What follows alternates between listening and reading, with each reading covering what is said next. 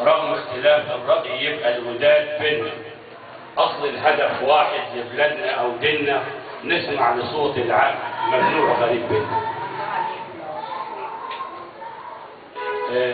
بالأمس القريب كان يوم المرأة، ومعلوم عني تماما ان انا من الناس اللي بتحبها قوي.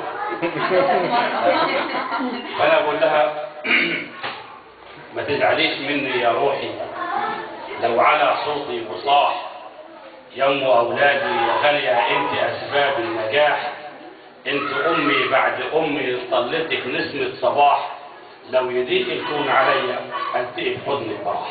الله عليك جميل.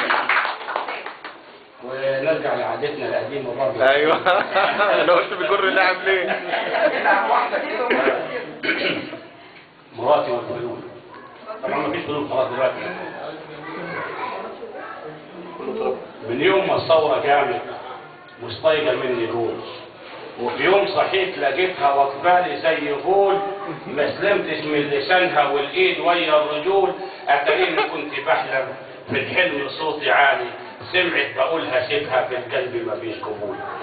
غارة ونزلت عليا حرب ودق الطبول، وتلقني الشهادة انا قلت بنت اصول، اتاريه صوت الاذان اذان في المحمول.